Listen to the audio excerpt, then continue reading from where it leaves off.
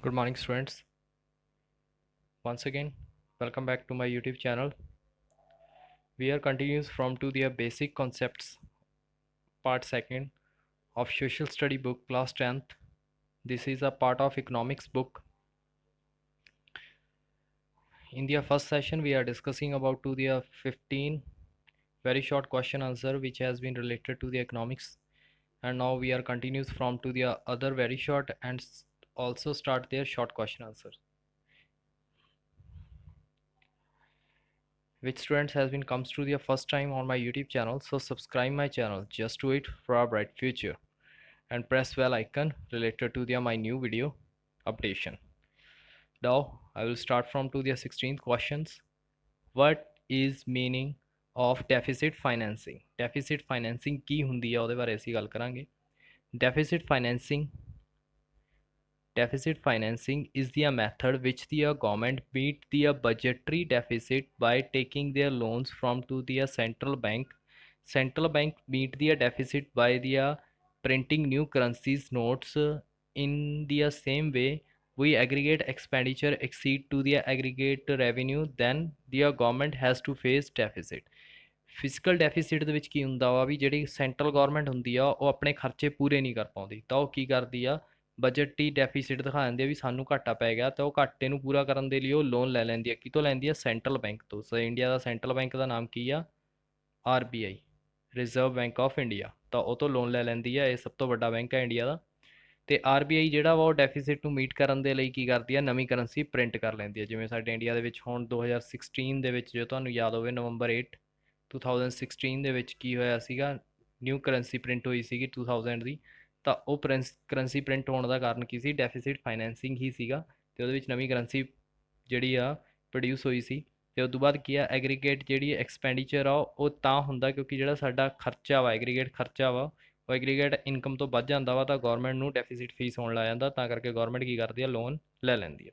Next ਹੈਗਾ, how many peoples are considered to the below poverty line in India? India ਦੇ ਵਿੱਚ ਕਿੰਨੇ ਲੋਕ ਇੱਦਾਂ ਦੇ ਨੇ ਜਿਹੜੇ ਕੀ ਨੇ ਬਿਲੋ ਗਰੀਬੀ ਰੇਖਾ ਤੋਂ ਨੀਚੇ ਜਿਉਂਦੇ ਨੇ ਜਾਂ ਜ਼ਿੰਦਗੀ ਬਸਰ ਕਰਦੇ ਆ?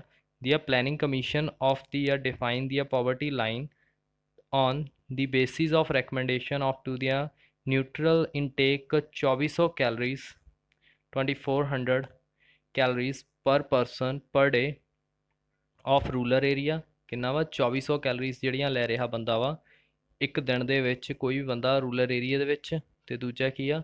2100 calories of to the urban area. ਅਤੇ ਜਿਹੜਾ 2100 ਕੈਲਰੀਜ਼ ਲੈ ਰਿਹਾ ਵਾ ਕਿੱਥੇ? ਅਰਬਨ ਏਰੀਆ ਦੇ ਵਿੱਚ, ਸ਼ਹਿਰੀ ਖੇਤਰ ਦੇ ਵਿੱਚ, ਤਾਂ ਉਹ ਗਰੀਬ ਰੇਖਾ ਦੇ ਨੀਚੇ ਨਹੀਂ ਆਉਂਦਾ. On the basis of the rupees terms the poverty line peoples out of 1500 per head per month for rural area. ਉਹਦਾ ਜਿਹੜਾ ਬੰਦਾ 1052 ਰੁਪਏ ਕਮਾ ਰਿਹਾ ਇੱਕ ਮਹੀਨੇ ਦੇ ਵਿੱਚ, ਤਾਂ ਉਹ ਗਰੀਬੀ ਰੇਖਾ ਦੇ ਨੀਚੇ ਨਹੀਂ ਹੈਗਾ. ਅਤੇ 1300 ਰੁਪਈਆ 1360 ਪਰ head to the per month for a foreign. ਜਿਹੜਾ ਸ਼ਹਿਰ ਦੇ ਵਿੱਚ 1360 ਰੁਪਏ ਕਮਾ ਰਿਹਾ, ਤਾਂ ਉਹ ਗਰੀਬੀ ਰੇਖਾ ਤੋਂ ਨੀਚੇ ਨਹੀਂ ਹੈਗਾ. Both of at to the 2011-12 ਦੇ ਪ੍ਰਾਈਸ ਦੇ ਅਕੋਰਡਿੰਗ ਇਹ ਦੱਸਿਆ ਗਿਆ. In the year 2010 the government of India there is 29% of peoples are below poverty line. India ਨੇ ਜਿਹੜਾ 2009 ਅਤੇ 2010 ਦੇ ਵਿੱਚ ਦੱਸਿਆ ਵੀ ਜਿਹੜਾ ਇੰਡੀਆ ਦੇ ਵਿੱਚ ਆ ਉਹ 29.8 ਜਿਹੜੇ ਪਰਸਨਸ ਨੇ ਉਹ ਕੀ ਨੇ? ਬਿਲੋ ਪਾਵਰਟੀ ਲਾਈਨ ਵਰਕ ਕਰਦੇ ਨੇ. ਨੈਕਸਟ ਹੈ, how the growth rate is determined? ਵੀ ਜਿਹੜੀ ਸਾਡੀ ਗਰੋਥ ਰੇਟ ਆ ਉਹਨੂੰ ਕਿਸ ਤਰੀਕੇ ਨਾਲ ਡਿਟਰਮਿਨ ਕੀਤਾ ਜਾਂਦਾ ਵਾ?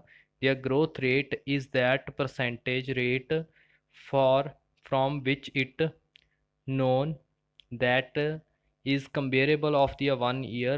How many percentage change is take place in the national incomes or per capita income of the any other year? For example, growth rate of the per capita income. ਵੀ growth rate ਕੀ ਹੁੰਦੀ ਆ? ਜਿਹੜੀ ਸਾਡੀ national income ਹੁੰਦੀ ਆ ਇੱਕ ਸਾਲ ਦੀ, ਜਾਂ ਉਹਦੇ ਵਿੱਚ ਜਿਹੜਾ ਪਰਸੈਂਟੇਜ ਹੁੰਦਾ ਉਹ, ਜਾਂ ਫਿਰ ਸਾਡੇ ਕੋਲ ਪਰ ਕੈਪੀਟਲ ਇਨਕਮ ਹੁੰਦੀ ਹੈ ਕਿਸੇ ਵੀ ਕੰਟਰੀ ਦੀ, ਤਾਂ ਉਸ ਦੇ ਅਕੋਰਡਿੰਗ ਅਸੀਂ ਕੀ ਗਰੋਥ ਰੇਟ ਮੈਜਰ ਕਰਦੇ ਹਾਂ ਵੀ ਸਾਡੀ ਦੇਸ਼ ਕਿਸ ਤਰੀਕੇ ਨਾਲ ਤਰੱਕੀ ਕਰ ਵੀ ਰਿਹਾ ਕਿ ਨਹੀਂ ਤਰੱਕੀ ਕਰ ਰਿਹਾ. ਤਾਂ ਉਹ ਚੀਜ਼ ਹੈ ਜਿਹੜਾ ਹੁਣ ਕਰੰਟ ਦਾ ਰੇਟ ਦੱਸਿਆ ਵਾ ਉਹਨਾਂ ਨੇ GDP ਦਾ, ਉਹ 3.3 ਅਤੇ 4 ਦੇ ਵਿੱਚ ਆਏਗਾ. ਪਿਛਲੀ ਵਾਰ ਜਿਹੜਾ ਸੀਗਾ COVID-19 ਤੋਂ ਪਹਿਲਾਂ ਤਾਂ ਉਹ 6 ਅਤੇ 7% ਦੇ ਵਿੱਚ ਸੀਗੀ. ਨੈਕਸਟ ਹੈਗਾ ਵਾ, what is meant by the foreign aid? Foreign ਵਿਦੇਸ਼ੀ ਸਹਾਇਤਾ ਤੋਂ ਕੀ ਭਾਵ ਆ? The foreign aid we means the inflow of to the external assistance in the form of to the foreign capital loan grants and assistance of to the foreign countries। ਕਹਿੰਦੇ ਇਹ ਵੀ foreign ਜਿਹੜੀ ਸਹਾਇਤਾ ਹੁੰਦੀ ਹੈ ਕਿ ਐਕਸਟਰਨਲ ਬਾਹਰਲੇ ਦੇਸ਼ ਤੋਂ ਫੰਡਸ ਆਉਂਦੇ ਹੁੰਦੇ ਆ ਜਿਹੜੇ ਕਿ ਕਿਹੜੇ ਵਿੱਚ ਆ ਸਕਦੇ ਆ ਫੋਰਨ ਕੈਪੀਟਲ ਵੀ ਬਾਹਰਲੇ ਲੋਕ ਆ ਕੇ ਇੱਥੇ ਪੈਸਾ ਲਾ ਸਕਦੇ ਆ ਲੋਨ ਦੇ ਸਕਦੇ ਆ ਸਾਨੂੰ ਜਾਂ ਗ੍ਰਾਂਟਸ ਦੇ ਸਕਦੇ ਆ ਜਾਂ ਕੋਈ ਵੀ ਫੋਰਨ ਕੰਟਰੀ ਸਾਨੂੰ ਅਸਿਸਟ ਕਰ ਸਕਦੀ ਆ ਪ੍ਰਾਈਵੇਟ ਇੰਡੀਵਿਜੂਅਲ ਵੀ ਹੋ ਸਕਦੇ ਆ ਬਾਹਰ ਜਿਵੇਂ ਕਿ ਗੂਗਲ ਹੋ ਗਿਆ ਮਾਈਕਰੋਸਾਫਟ ਉਹ ਵੀ ਆ ਕੇ ਇੱਥੇ ਪੈਸਾ ਲਾ ਸਕਦੇ ਆ ਗੂਗਲ ਨੇ ਇਸ ਵਾਰ ਇੰਡੀਆ ਦੇ ਵਿੱਚ 15 ਬਿਲੀਅਨ ਦੇ ਪੈਸੇ ਇਨਵੈਸਟ ਕੀਤੇ ਆ ਅਤੇ ਫਿਰ ਕੀ ਆ ਬਿਜ਼ਨਸ ਔਰਗਨਾਈਜੇਸ਼ਨ ਜਿਹੜੀਆਂ ਬਿਗਨਰ ਔਰਗਨਾਈਜੇਸ਼ਨ ਜਿਵੇਂ ਡੈਲ ਹੋ ਗਈ ਮਾਈਕਰੋਸਾਫਟ ਹੋ ਗਈ ਆਈਫੋਨ ਹੋ ਗਈ ਇਹ ਪੈਸਾ ਲਾਉਂਦੀਆਂ ਨੇ ਜਾਂ ਫੋਰਨ ਬੈਂਕ ਤੋਂ ਪੈਸਾ ਲੈ ਲੈਂਦੇ ਆ ਜਾਂ ਇੰਟਰਨੈਸ਼ਨਲ ਔਰਗਨਾਈਜੇਸ਼ਨ ਤੋਂ ਜਿਹੜਾ ਪੈਸਾ ਆਉਂਦਾ ਵਾ ਉਹ ਸਾਰੇ ਕਿਹਦੇ ਵਿੱਚ ਆਉਂਦੇ ਆ ਫੋਰਨ ਏਡਸ ਦੇ ਵਿੱਚ ਆ ਜਾਂਦੇ ਨੇ। ਨੈਕਸਟ ਦੇਖੋ ਕੀ ਆ define the balance of payment ਕੀ ਹੁੰਦੀ ਆ? Balance of payment is the statement of the systematically record of an economic transaction between the one country and the rest of the world। ਕਹਿੰਦੇ ਵੀ ਬੈਲੈਂਸ ਆਫ ਪੇਮੈਂਟ ਕੀ ਹੁੰਦੀ ਆ? ਇੱਕ system ਹੁੰਦਾ ਵਾ ਜਿਹਦੇ ਵਿੱਚ ਅਸੀਂ ਇਕਨੋਮਿਕ ਟ੍ਰਾਂਜੈਕਸ਼ਨਾਂ ਰਿਕਾਰਡ ਕਰਦੀ ਹੈ ਕੰਟਰੀ ਜਿਹੜੇ ਕਿ ਰੈਸਟ ਆਫ ਦੇ ਵਰਲਡਸ ਦੇ ਵਿੱਚ ਜਿਹੜੇ ਬੰਦੇ ਹੁੰਦੇ ਆ ਫੋਰਨ ਕੰਟਰੀਜ਼ ਦੇ ਨਾਲ ਜਿਹੜਾ ਟ੍ਰੇਡ ਕੀਤਾ ਜਾਂਦਾ ਉਹਦੇ ਨਾਲ ਡੀਲ ਕੀਤਾ ਜਾਂਦਾ।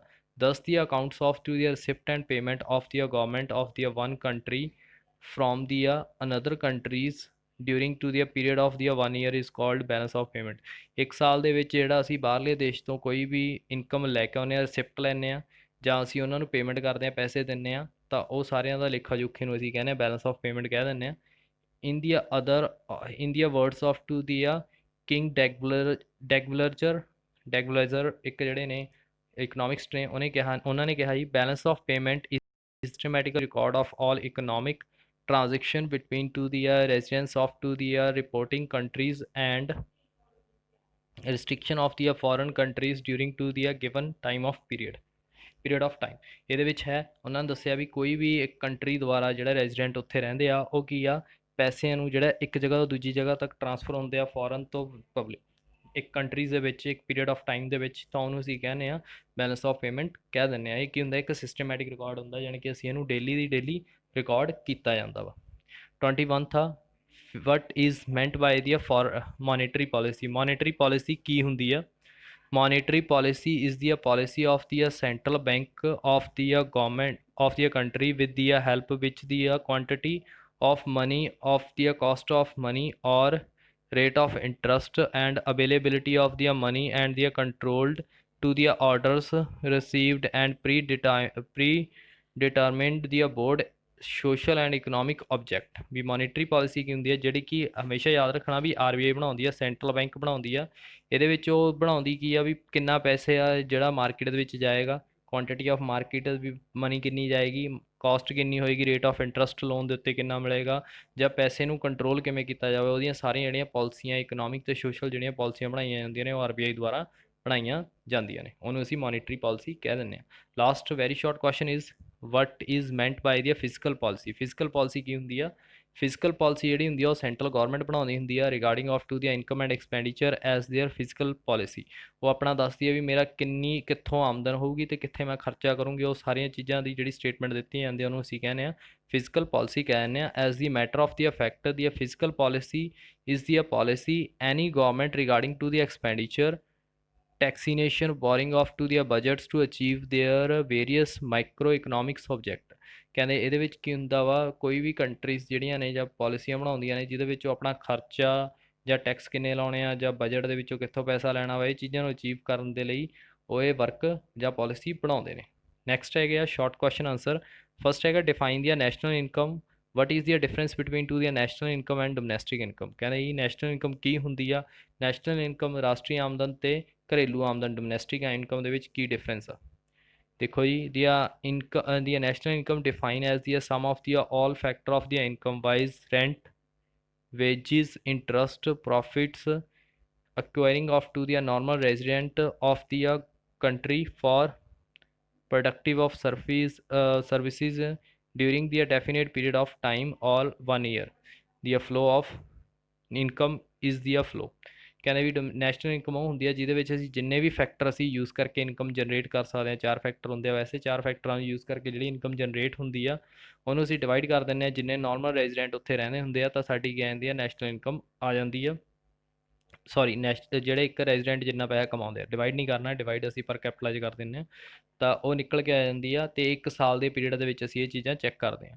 ਦਸ the national income is the earned income by the normal resident of their country during their 1 year. Their domestic incomes is equal to their national income minus to the net factor income from abroad. In the other words, ਕਹਿੰਦੇ ਵੀ ਜਿਹੜੇ ਪਰ ਜਿਹੜੀ national income ਕੀ ਹੁੰਦੀ ਆ ਉਹ ਸਾਰੀਆਂ ਅਨ income ਜਿਹੜੀਆਂ ਕਿ ਇੱਕ ਨਾਰਮਲ ਰੈਜ਼ੀਡੈਂਟ ਇੱਕ ਕੰਟਰੀ ਦੇ ਵਿੱਚ ਬਾਹਰੋਂ ਜਾਂ ਅੰਦਰੋਂ ਅਰਨ ਕਰਦਾ ਵਾ, ਤਾਂ ਉਹ ਇੱਕ ਸਾਲ ਦੇ ਵਿੱਚ ਜਿਹੜੀਆਂ ਚੀਜ਼ਾਂ ਹੁੰਦੀਆਂ ਨੇ ਉਹਨਾਂ ਨੂੰ ਐਡ ਕਰ ਲਿੱਤਾ ਜਾਂਦਾ ਤਾਂ ਉਹ ਨੈਸ਼ਨਲ ਇਨਕਮ ਬਣ ਜਾਂਦੀ ਆ। ਅਤੇ ਬਟ ਜਿਹੜੀ ਡੋਮੈਸਟਿਕ ਇਨਕਮ ਹੁੰਦੀ ਆ ਨੈਸ਼ਨਲ ਇਨਕਮ ਦੇ ਹੀ ਬਰਾਬਰ ਜੀ ਹੁੰਦੀ ਆ, ਬਟ ਉਹਦੇ ਵਿੱਚ ਕੀ ਕਰਨਾ ਪੈਂਦਾ, ਸਾਨੂੰ ਮਾਈਨਸ ਕਰਨਾ ਪੈਂਦਾ net factor income from abroad, ਵੀ ਜਿਹੜੇ ਬਾਹਰਲੇ ਦੇਸ਼ਾਂ ਤੋਂ ਸਾਡੇ ਬ੍ਰਦਰ ਸਿਸਟਰ ਪੈਸਾ ਇੱਧਰ ਭੇਜਦੇ ਆ ਅਤੇ ਇੱਥੇ ਦੀਆਂ ਜਿਹੜੀਆਂ ਕੁਛ ਕੁ ਬਾਹਰਲੀਆਂ ਕੰਪਨੀਆਂ ਨੇ ਜਿਵੇਂ ਡੈਲ, ਆਈਡੀਆ ਨਹੀਂ ਆਈਫੋਨ, ਇਹ ਜਿਹੜੇ ਪੈਸੇ ਅਰਨ ਕਰਦੀਆਂ ਨੇ ਬਾਹਰ ਭੇਜਦੀਆਂ ਨੇ ਉਹਨੂੰ ਮਾਈਨਸ ਕੀਤਾ ਜਾਂਦਾ ਵਾ ਅਤੇ ਦੇਖਿਆ ਜਾਂਦਾ ਵੀ ਪੋਜ਼ੀਟਿਵ ਬੈਲੈਂਸ ਆ ਜਾਂ ਨੈਗੇਟਿਵ ਬੈਲੈਂਸ ਆ, ਉਸ ਅਕੋਰਡਿੰਗ ਇਹਨੂੰ ਪਲੱਸ ਮਾਈਨਸ ਕਰ ਲਿਆ ਜਾਂਦਾ ਨੈਸ਼ਨਲ ਇਨਕਮ ਦੇ ਵਿੱਚ।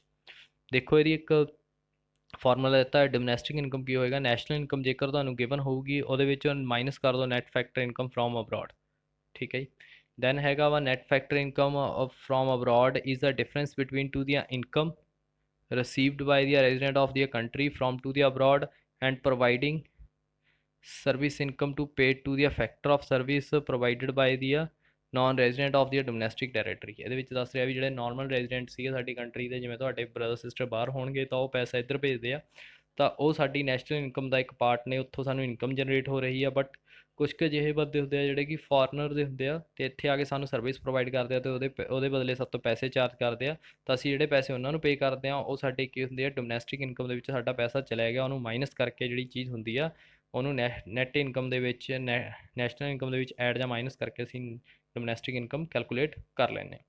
ਸੈਕਿੰਡ ਕੁਐਸਚਨ ਆ, what is meant by the per capita income, how can we estimate the cost of income, ਵੀ ਅਸੀਂ ਕੈਪਟਾ ਇਨਕਮ ਪਰ ਕੈਪਟਾ ਇਨਕਮ ਕਹਿੰਦੇ ਪਰ ਕੈਪਟਾ ਇਨਕਮ ਕੀ ਹੁੰਦੀ ਆ ਅਤੇ ਇਹਨੂੰ ਕਿਸ ਤਰੀਕੇ ਨਾਲ ਐਸਟੀਮੇਟ ਕੀਤਾ ਜਾਂਦਾ ਵਾ। ਦੇਖੋ ਜੀ, the per capita income is considered to be a better measures of to the economic progress as compare that of the national income। ਜਿਹੜੀ ਸਾਡੀ ਨੈਸ਼ਨਲ ਰਾਸ਼ਟਰੀ ਆਮਦਨ ਆ ਉਹ ਤੋਂ ਬਿਨਾਂ ਜਿਹੜਾ ਸਾਡਾ ਇਕਨੋਮਿਕ ਪ੍ਰੋਗਰੈਸ ਦੱਸਦੀ ਆ ਵੀ ਸਾਡੇ ਕਿੰਨੀ ਜ਼ਿਆਦਾ ਇਕੋਨਮੀ ਦੇ ਵਿੱਚ ਲੋਕ ਜਿਹੜੇ ਨੇ ਉਹਨਾਂ ਕੋਲ ਪੈਸਾ ਕਿੰਨਾ ਵਾ ਕਿੰਨਾ ਨਹੀਂ ਹੈਗਾ, ਤਾਂ ਉਹ ਹੈਲਪ ਕਰਦੀ ਹੈ। ਇਹ ਨੈਸ਼ਨਲ ਇਨਕਮ ਤੋਂ ਬਿਨਾਂ ਵੀ ਕੈਲਕੂਲੇਟ ਕੀਤੀ ਜਾਂਦੀ ਆ। Per capita income is the average income of the people of the country in the definite period, ਵੀ ਸਾਡਾ ਇਹ ਕੀ ਹੁੰਦਾ ਵਾ ਵੀ ਜਿਹੜੇ ਨਾਰਮਲ ਰੈਜ਼ੀਡੈਂਟ ਨੇ ਜਾਂ ਉਹਨਾਂ ਦੀ ਜਿਹੜੀ ਐਵਰੇਜ ਇਨਕਮ ਹੁੰਦੀ ਆ ਉਹਨੂੰ ਅਸੀਂ ਕੀ ਕਹਿ ਦਿੰਦੇ ਹਾਂ ਡੈਫੀਨੇਟ ਪੀਰੀਅਡ, ਯਾਨੀ ਕਿ ਇੱਕ ਸਾਲ ਦੇ ਪੀਰੀਅਡ ਦੇ ਵਿੱਚ ਜਿੰਨਾ ਪੈਸਾ ਕਮਾਉਂਦੇ ਆ ਤਾਂ ਉਹਨੂੰ ਡਿਵਾਈਡ ਕਰ ਦਿੱਤਾ ਜਾਂਦਾ ਵਾ ਨੰਬਰ ਆਫ ਪੀਪਲਸ ਦੇ ਨਾਲ, ਤਾਂ ਜਿਹੜੀ ਨਿਕਲ ਕੇ ਆਉਂਦੀ ਆ ਉਹ ਪਰ ਕੈਪਟਾ ਇਨਕਮ ਬਣ ਜਾਂਦੀ ਆ। Obviously per capita income is the average income, ਵੀ ਜਿਹੜੀ ਸਾਡੀ ਐਵਰੇਜ ਇਨਕਮ ਹੁੰਦੀ ਆ ਉਹ ਕੀ ਹੁੰਦੀ ਆ ਸਾਡੀ ਪਰ ਕੈਪਟਾ ਇਨਕਮ ਹੁੰਦੀ ਆ। Thus the per capita incomes does not means that each and every individuals of their country having their income equal to the it। ਕਹਿੰਦੇ ਇਸ ਦਾ ਮਤਲਬ ਇਹ ਨਹੀਂ ਹੈਗਾ ਵੀ ਜਿਹੜੀ ਪਰ ਕੈਪਟਾ ਇਨਕਮ ਨਿਕਲ ਕੇ ਆਈ ਵੀ ਉਹਦੇ ਵਿੱਚ ਜਿਹੜੀ ਐਵਰੇਜ ਇਨਕਮ ਆਈ ਵੀ ਸਾਰੇ ਜਣਿਆਂ ਦੀ ਇਨਕਮ ਇੰਨੀ ਹੋਊਗੀ, ਇਹ ਇੱਦਾਂ ਨਹੀਂ ਹੁੰਦਾ ਹੈਗਾ। ਕਿਉਂਕਿ ਕਈ ਬੰਦੇ ਕੀ ਹੁੰਦੇ ਆ ਬਹੁਤ ਜ਼ਿਆਦਾ ਅਮੀਰ ਹੁੰਦੇ ਆ, ਉਹ ਜ਼ਿਆਦਾ ਪੈਸਾ ਕੰਟਰੀਬਿਊਟ ਕਰਦੇ ਆ, ਅਤੇ ਕੁਛ ਕੁ ਬਹੁਤ ਜ਼ਿਆਦਾ ਗਰੀਬ ਹੁੰਦੇ ਆ ਜਿਹੜੇ ਕਿ ਨਾ ਮਾਤਰ ਜਿਹੜਾ ਪੈਸਾ ਵਾ ਉਹਦੇ ਵਿੱਚ ਲਾਉਂਦੇ ਆ, ਜਿਵੇਂ ਸਾਡੇ ਵਰਗੇ ਸਟੂਡੈਂਟ ਵੀ ਉਹ ਕੀ ਹੋਣਗੇ ਇਸ ਚੀਜ਼ ਦੇ ਵਿੱਚ ਐਡ ਹੋਣਗੇ। ਤਾਂ ਇਹ ਰੀਅਲ ਨਹੀਂ ਹੁੰਦੀ ਹੈਗੀ, ਬਸ ਜਸਟ ਐਸਟੀਮੇਸ਼ਨ ਹੀ ਕਿਹਾ ਜਾ ਸਕਦਾ ਹੁੰਦਾ।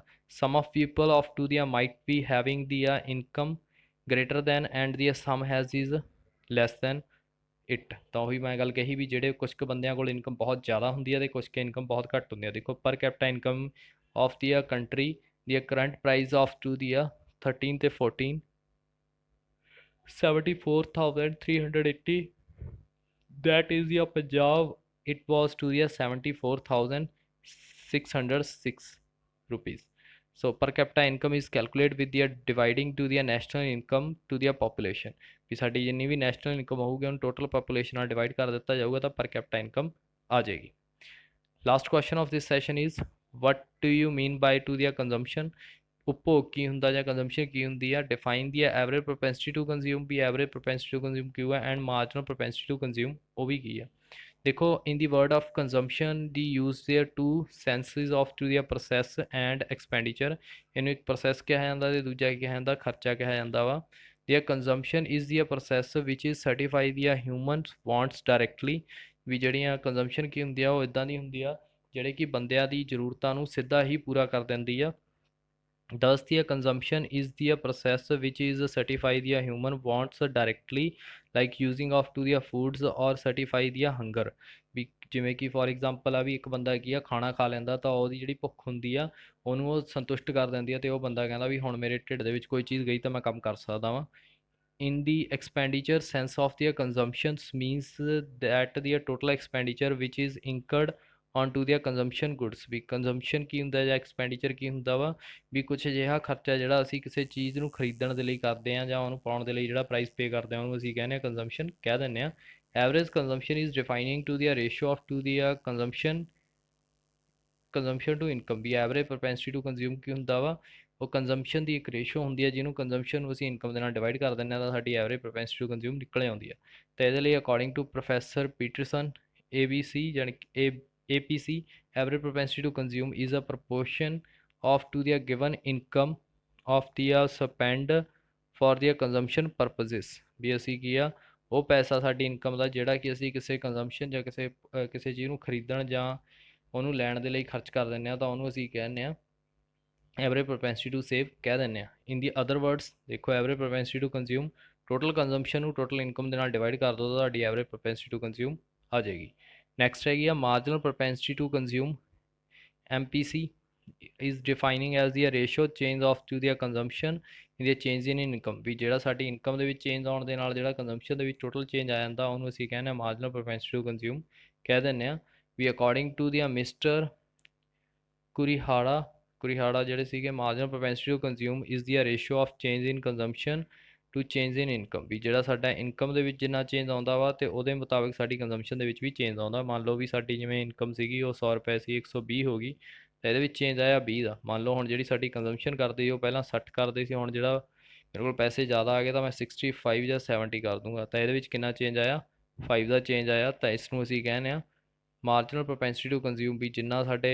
ਇਨਕਮ ਦੇ ਵਿੱਚ ਚੇਂਜ ਆਉਂਦਾ ਤਾਂ ਉਦੋਂ ਵੱਧ ਜਾਂ ਉਦੋਂ ਘੱਟ ਕੀ ਹੈ ਕੰਜ਼ੰਪਸ਼ਨ ਦੇ ਵਿੱਚ ਵੀ ਚੇਂਜ ਆ ਜਾਂਦਾ ਵਾ ਇਹ ਸੀ ਅੱਜ ਦਾ ਸੈਸ਼ਨ ਜਿਹਦੇ ਵਿੱਚ ਅਸੀਂ ਇਸ ਚੀਜ਼ ਨੂੰ ਡਿਸਕਸ ਕੀਤਾ ਆਈ ਹੋਪ ਤੁਹਾਨੂੰ ਸੈਸ਼ਨ ਵਧੀਆ ਲੱਗਿਆ ਹੋਊਗਾ ਤੇ ਮੈਂ ਸਾਰੇ ਬੱਚਿਆਂ ਨੂੰ ਵਨਸ ਅਗੇਨ ਇਹ ਚੀਜ਼ਾਂ ਦੱਸਣਾ ਚਾਹੂੰਗਾ ਵੀ ਅਸੀਂ ਇਸ YouTube ਚੈਨਲ ਦੇ ਉੱਤੇ 6 to 10th ਕਲਾਸ ਦੇ ਜਿਹੜੇ ਮੇਨ ਫੋਰ ਸਬਜੈਕਟਸ ਨੇ ਉਹਨੂੰ ਕਵਰ ਕਰਵਾ ਰਹੇ ਹਾਂ ਮੈਂ SST ਇੰਗਲਿਸ਼ ਤੇ ਪੰਜਾਬੀ ਦੋਨਾਂ ਨੂੰ ਕਰਵਾ ਰਿਹਾ ਹਾਂ 10th ਕਲਾਸ ਦੀ ਨੂੰ ਅਸੀਂ ਆਪਣੇ ਇਸ ਚੈਨਲ ਦੇ ਉੱਤੇ ਮੈਂ 6 to 12th ਕਲਾਸ ਦਾ ਵੀ ਸਿਲੇਬਸ ਕੰਪਲੀਟ ਕਰਾ ਰਿਹਾ ਹਾਂ ਤਾਂ ਸਾਰੇ ਬੱਚੇ ਕੀ ਨੇ ਇਸ ਚੈਨਲ ਨੂੰ ਜਰੂਰ ਸਬਸਕ੍ਰਾਈਬ ਕਰੋ ਤੇ ਸ਼ੇਅਰ ਕਰੋ ਤੇ ਹੋਰਾਂ ਨਾਲ ਵੀ ਜੁੜੋ thanks a lot watching for my session